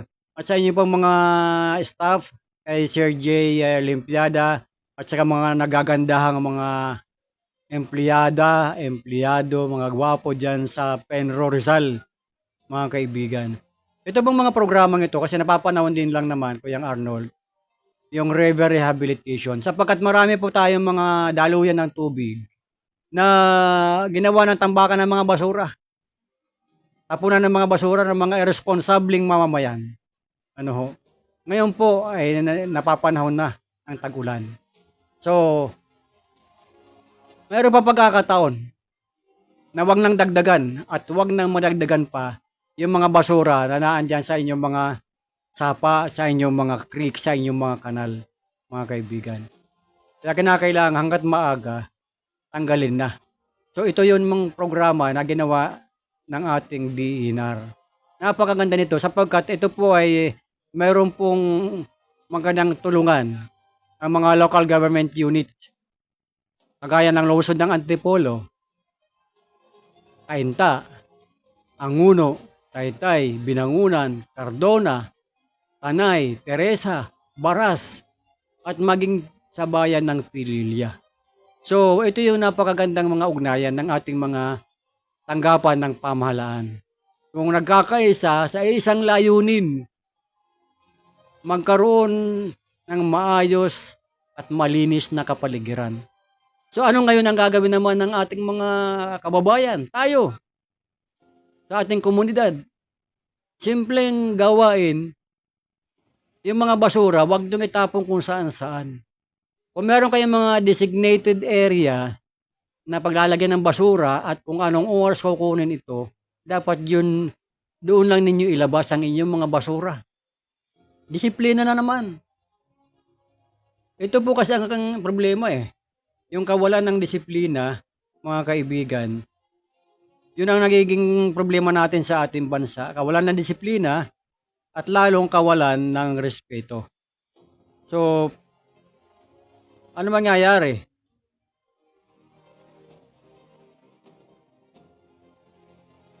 Kung wala ng disiplina, ang tao, di labo-labo na, gulo na. Kaya nga napakahalaga ng disiplina at respeto. Ito, yung dalawang ito, pagka meron kang lagi nitong dala, at ito yung gamit mo, palagay ko, wala kang magiging problema, wala kang magiging kaaway. Ngayon, kung kaway na away, nasa iyo na yan. Kung papatulan mo ba yung tao ng aaway o hindi pa. Kaya may pa, ibig sabihin, maaari mapagbigyan pa. Palampasin lang. So dito mga kaibigan, yung mga bagay na ito, mamunting mga bagay, mamunting sabi nga kaalaman, binabahagi natin sa programang issue ng lipunan. Sapagkat mayroon naman tayong batas talaga dyan eh. Yung Republic Act 9003 na mas kilala sa Ecological Solid Waste Management Act, mga kaibigan, ng 2000, ay kinakailangan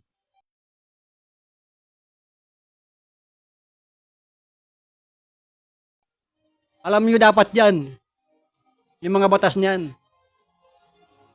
Batas ng ating mga solid waste management, batas ng tungkol sa tubig, mga polusyon. Dapat malaman at dapat pinag-aaralan ng mga purok leader, purok coordinator. Hindi yung pinag-aaralan yung kawalang hiyaan, yung pang-aagrabyado sa kapwa, panluloko sa kapwa. Mahirap yan ang pinag-aaralan nyo. Ang pag-aralan nyo, yung batas na mapapakinabangan ng lahat ng taong bayan, partikular ng bawat komunidad. Ano ho? Hindi iyayabang nyo, hindi, marami na akong alam na batas eh. Marami kang alam. Hindi mo naman kayang sundin. O, di ba? Ultimo yung simpleng batas na hindi pwede mag-inuman sa kalsada. Ikaw mismo na purok leader, na andyan ka sa kalsada, mag-iinom. Paano ka nga naman susundin? Paano ka gagalang ng kapitbahay mo? O ikaw mismo walang hiya ka? Yun ang sinasabi natin. Ang pagiging pinuno o leader ay hindi yan nakukuha lamang sa pamagat, sa pangalan. Ang mahusay na pinuno, dapat nakikitaan ng mahusay na pamumuno. At ano yun? Unang-una, yung sinasabi ko sa inyo, yung tamang direksyon. Ano ba ang dapat niyang gawin? Unang-una, yung kaalaman. Anong mayroon siya? Ang katangian niya. Ano ang kanyang nalalaman sa kanyang posisyon na hinahawakan? Ano, kung wala kang alam dyan, huwag ka na magyabang. Lumayas ka na. Sapagkat kung ikaw ay magiging pabigat sa isang barangay, kapitan, kahihiyan din lang ng kapitan, magkusa ka na lang kung sino ka man dyan sa barangay Dalig, sa Antipolo City. Huwag ka namang magyabang na purok leader ka, purok chairman ka, pakaladakan mo, mga konektado kayo sa barangay. Para bang gusto ninyong palabasin, dapat kayong katakutan ng mga tao na kaharap niyo. Diba? Yung magyayabang ka, na meron ka mga nagawang mabuti sa iyong komunidad, yun. Matutuwa kahit sino sa inyo. Pero kung iyayabang mo, dahil purok leader ka, at parang agrabyado ka sa kapwa, kahit sino hindi matutuwa, kahit hindi mo mga kalugar. Mga kaibigan, ayabang ka, malakas ka kay mayor, malakas kay kapitan, malakas kay governor. Ano yun? Bakit yung mga taong mo binabanggit kukonsintihin ka sa maling gawain? Mga kaibigan, kaya binabalikan ko ito sapagkat itong topic na bubuksan natin dito sa ating part 2 ng Kasado Serbisyo Publiko. Ito po ay napakaganda na mapapakinggan ng ating mga kabayan, mapapanood. Sapagkat simple lang ang salitang disiplina. Pero napakabigat na gawin. Napakahirap gawin. Pag sinabi ng disiplina, hindi lamang sa pagtapon ng basura. Maging sa kalsada, disiplina pa rin. Bakit? Kung meron tamang tawiran, dapat doon tumawid yung tao. Lalo pag may mga traffic light. Ay hindi. Kung kailan nakagawa yung signal ng traffic light, at saka magtatawiran. Oh. Hindi ba? Disiplina pa rin ang kailangan natin. Ay magandang tanghali kay Pres Marian Perez. Ngayon, nanonood sa atin. Magandang tanghali sa iyo, Pres. Diyan sa Barangay Mambuga. Barangay Kupang. Yun. Muntik lang magkabali. Diyan sa lungsod ng Antipolo. Kay Pres Naan, Marian Perez. Kay si Lupe, magandang hapon. Mario Beron, kay Jerain Luna, magandang hapon, maligayang pakikinig at panonood ninyo sa programang Isyu ng Lipunan. Salamat, salamat. Kaya nga ito binubuksan natin sapagkat ang barangay, ito yung pinakamaliit na unit ng ating gobyerno sa baba. So, kung mayroon pang additional ng barangay, ito yung mga sityo o purok na nagtatalaga ang kapitan, dadampot ng kung sino, o dito ka, diyan ka na, ikaw ang purok leader dyan, kasi mahusay kang kumanta, mahusay kang mambola, mahusay kang uminom. Kaya ikaw na ang purok leader dyan. Not knowing ni kapitan, sino ba itong tao na dampot kong to? Ano bang alam nito? Na pwedeng mapakinabangan ng kanyang sasakupan. Kaya sabi ko, napakahirap at napakalaki ng responsibilidad na maging isang purok leader. Tandaan po natin mga kaibigan yan. Kaya ako nagbabahagi sa inyo, kasi naging bahagi pa ako, naging vice Purok leader po ako sa isang purok. Sa lungsod din ng Antipolo, mga kaibigan. At nag-acting din po ako dyan. Kaya nasi-share ko sa inyo. Kasi personally kasi, meron akong idea. May personal knowledge ako. Kung ano ba ang trabaho ng isang purok leader sa kanyang sasakupan. Kasi napakahirap mag-share ng isang kwento kung walang personal knowledge, personal idea. Ganun lang kasimple yan. Pero hindi ko iniyayabang yan, mga kaibigan, sapagkat hindi naman dapat iyabang.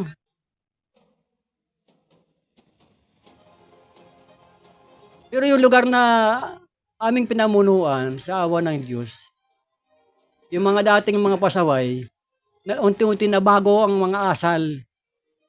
Bakit? Sapagkat may tamang pag-uusap, may diplomasyang paliwanag sa isang purok, may mga exchanges of ideas. So na doon may ilalagay yung mga tamang perspektibo at tamang direksyon ng isang namumuno. Hindi pwede sa isang namumuno ang siga ka. Hindi ibra yun. Kasi maaaring siga ka ngayon, hindi mo mamamalay bukas makalawan, nahambalos ka ng doon sa batok. Di ba? Napakadelikado niyan. Ang pagiging siga, inilagay sa tama. Pamamagitan ng maayos na paliwanag sa mga taong nakapaligid. Sapagkat hindi mo alam kung sino siniman sa paligid mo eh. Anong ugali mayroon ng mga yan eh. Maaari minamaliit mo ngayon, yung pala yung mayroong mas kakayahan kaysa sa iyo. Mas marami pala ang alam. O di ba nakakahiya yun? Na yung minamalit mo, mga kaibigan eh, yung pala ang mas marami ang alam kaysa sa iyo. Yung ganun lang kasimple yan. Kaya mahirap magyabang. Dapat ikaw mismo na mumuno, makitaan ka ng tamang ehemplo sa iyong sarili. Para sumunod sa iyo. Kasi mahihiya yan yung mga tao na walang hiya sa paligid mo. Nakikitaan ka ng magandang asal. Nakakasalamuha mo sila. Papaliwanag mo sa kanila kung bakit kailangan ganito. Magkaroon ng disiplina. Na maunti-unti maunawaan nila. Yung dati nila mga gawain ng mga baluktot, unti-unting maiayos dahil sa hiya. O sabi yung chairman, kakahiya naman kung maganda yung ginagawa sa lugar natin. Gusto natin maging mga mapayapa. Sapagkat ang isang komunidad, napakasarap matulog pag walang mga siraulo sa paligid. Walang adik sa paligid mo. Diba? Di ka mangangamba. Pero subukan mo, nang paligid mo lahat po ng mga drug addict, makakatulog ka ba ng mahimbing? Nag-iibong, pagtapos mag-inuman magwawala. Gamit ang microphone. O, di ba? Para ka makakatulog niyan. At pagkatapos, hindi lang yun. Andali, may nag-chat sa akin. Tama po kayo, Mr. Lawson. Meron kasi mga ganong tao. Nagmagamit pa ng sound system. Gisigaw. Sumisigaw na nga, may sound system pa na ginagamit, microphone. At hindi lang yan. Pagkatapos mag-inom, gisigaw, maghahamon ng away, may paputok pa. Yun ang matindi ron eh. Yung papaputok pa. Nang ano, paputok. Paano malalaman? Gabi. Baril ba? O hindi? Yung posibilidad, baril. Malapit. Para ano? Takutin yung mga tao, takutin yung mga kapitbahay. Kaya bawat pamumuno sa anumang samahan, maging homeowners man yan, maging TODA man yan, maging press corps man yan, ang leadership hindi nakukuha sa pagiging siga. Kung hindi sa magandang halimbawa sa mga kasama. Sa maayos na paliwanag. Ano ba ang dapat gawin? Open to suggestions. Yan ang kailangan ng isang namumuno. Pakikinggan mo nasa paligid mo kung ano ang kanilang mga hinaing, ano ang kanilang mga concern. Hindi yung, hindi, ito yung kailangan masundin natin, ito yung gusto ko. Huwag. sa isang samahan. Maliban kung ikaw ay diktador.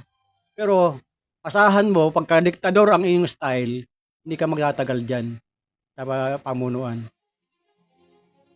Maaaring sa una, kapag bibigyan ka, kung hindi ka mapalaya sa pwesto mo, alayasan ka ng mga kasama mo. O di ba? Yan ang masakit. Yung layasan ka sa posisyon na nahahawakan mo, na dati mayroon kang vice president, mayroon kang secretary, may treasurer, may auditor, may board of director. Sa bandang huli, dahil nabuisit sa'yo, nilayasan ka, ikaw na lang mag-isa. Eh di ba sana, kung maganda yung ginagawa, ma-appreciate ng mga membro ng homeowners. Eh kung hindi, iba paano? Kaya minsan, ang isang posisyon, anumang samahan o organisasyon, napakahalaga pa rin lagi ng disiplina at respeto. Kaya yun ang aming pamantayan dito lagi. Yung respeto, disiplina sa sarili. Hindi yung namumuno ka, tuwang-tuwa ka dahil nahalal kang pangulo o tuwang-tuwa ka dahil na-assign ka bilang purok leader. Pero ang hindi mo alam, yung responsibilidad na nakaaatang sa iyong balikat, napakabigat. So, kinakailangan na namumuno, meron kang malasakit sa mga kasama mo. Kailangan sa namumuno, pakita mo yung tamang direksyon at sundin kung anong bylaws mayroon. Anyway mga kaibigan, tingnan natin kung nakaready na yung ating video clip. Ng short interview natin sa Penro ng Rizal. Mga kaibigan. Yun, nawala na naman. Nag-off siya kasi pagka malaman natin. At doon sa ating mga kababayan nga pala hindi nakapanood, siguro ito napakagandang mensahe dito makukuha po ninyo. Kung anong kinakailangan ng bawat isa po natin bilang tayo kalalawigan dito po sa Rizal. Ayan, pakinggan natin. Sa atin po mga kababayan, sa lalawigan ng Rizal, Sandali, iwasan na po sana natin na magtapo ng anumang dumi. parang Sa ating mga yung intro na wala na naman. Yung intro natin dyan sa ayusin ko lang. Usapa, Na-shortcut at mga eh. ilog. Andali ha. Dahil nagiging Ayun na, hindi naman to yung yung kabila. Mali. Sorry mga kaibigan, ano na, nanganganay. Pag-uusapan, tatalaka. Nanganganay. Ayan, take 2.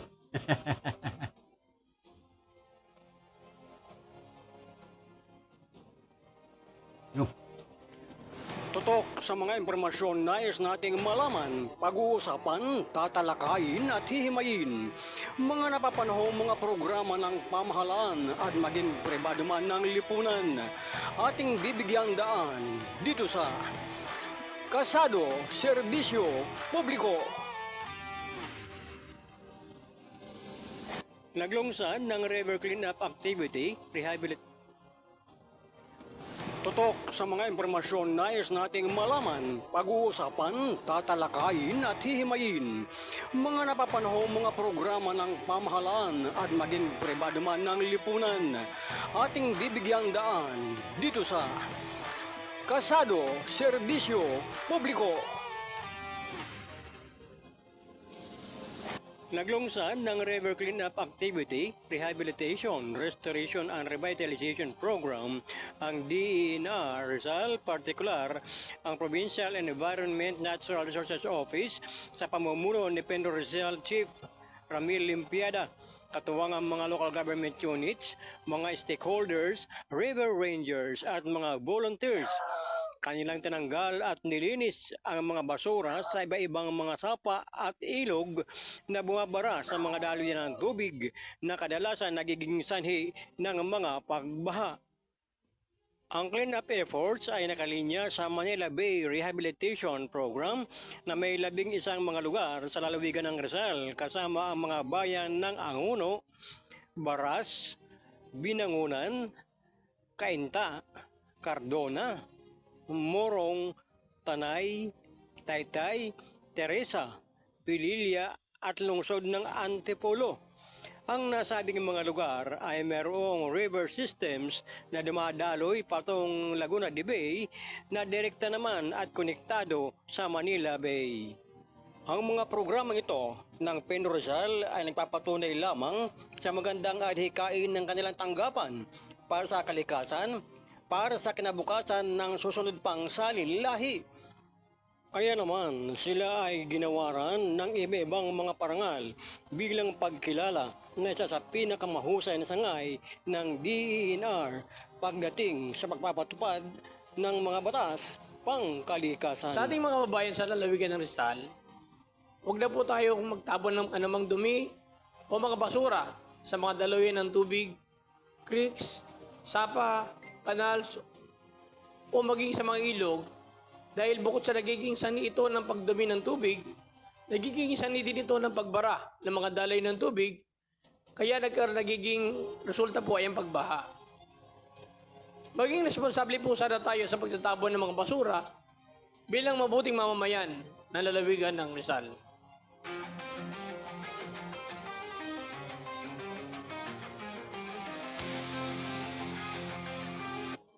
Inyong natunghayan ang Kasado, Serbisyo Publiko.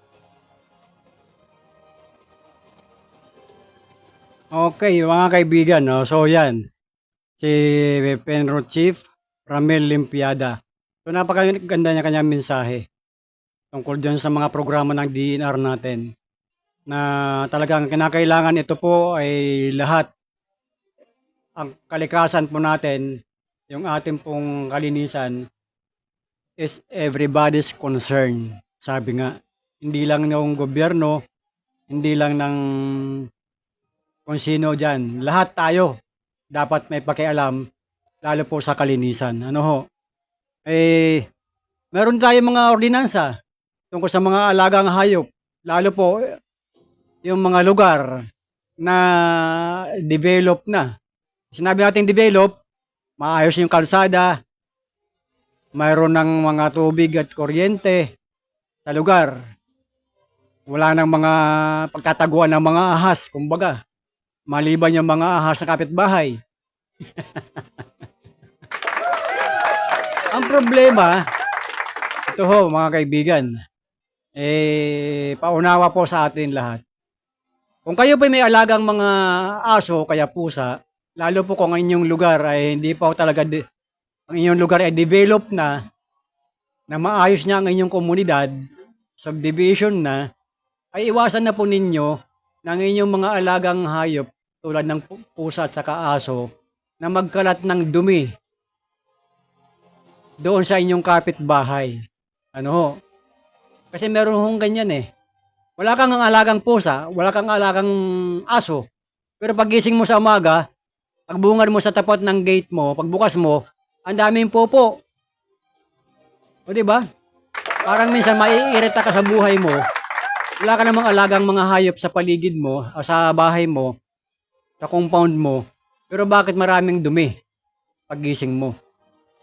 Kaya dapat yung mga nag-aalaga ng mga ganyang aso at saka pusa, maging responsable sana kayo sa inyong mga alaga. Kung hindi nyo kayang talian, dapat ikulong ninyo, mga kaibigan. Sapagkat nakakasawa araw-araw, tuwing umaga, dala mo yung walis tingting at saka yung dashpan para lang damputin yung dumi ng may dumi na wala ka namang alagang hayop. Ano ho? Para maiwasan po yung hindi pagkakaunawaan ng kapitbahay. Yan lang po yung magandang mensahe ko sa lahat. Kasi minsan nakakapikon din na tuwing gigising ka o kayo tuwing dadating ka, parada ka sa tabi ng gilid ng bahay mo, ang daming dumi ng mga aso at saka pusa. Oras mga kaibigan ay 8 minuto bago sumapit po ang ika-1 ng hapon. Muli ang ating mga pagbati sa lahat po ng nanonood at nakikinig ngayon. Arinawa, yung ating po mga tinalakay ay magkaroon po kayo ng idea. At syempre, doon po sa ating mga kababayan na mahilig nga po pala sa sports. Ano ho? talagang marami po tayong mga atleta na mga magagaling na nakakakuha po ng mga karangalan sa ibang bansa, no? Kagaya po nitong mga bilyarista natin, di ba? So, marami ang mga athlete natin na nag-i-excel sa kanilang mga sinalihang palakasan. Speaking of sports, mga kaibigan, siguro hindi rin magandang balita yung nangyari doon sa isang estudyante na nalunod. Di ba? Ang masakit doon, pangarap ng magulang, pangarap ng bata. Saka nakakita ng basketball, sa tanang buhay ko, ngayon lang ako nakarinig na yung training ng basketball player ay magsiswimming sa dagat sa open sea. Pwede naman siguro mag-training sa isang Olympic size na swimming pool kung kinakailangan. At least doon makikita yung estudyante, yung player, madaling masagip. Kaya nga doon masalimuot at haranawa, lumabas yung totoo at managot yung dapat managot. Sapagkat hindi po biro sa isang magulang, sa isang pamilya, ang mawala ng isang anak na puno ng pangarap sa kanyang buhay, talagang nagsasakripisyo, kahit na paano makalibre ng tuition bilang scholar. At pagkatapos, yung pala magiging kapalit. Di ba? At lumalabas sa mga balibalita na dumanas ng hazing, na may mga pasayong katawan bago nalunod. So, sa makatuwid, talagang may nangyaring hindi maganda bago pa siya napunta sa tubig. At lumalabas din na pinagtulungang ilublob bago pinababa doon sa tubig na malalim. So, alin sa dalawa? Alin sa tatlo? Dapat lumabas ang katotohanan sa tamang investigasyon at kung sino ang concerned niya dapat managot, papanagutin. Buhay ang nawala, maraming pangarap ang nawala, marami ang umaasa, maging ang buong pamilya, mga kaibigan.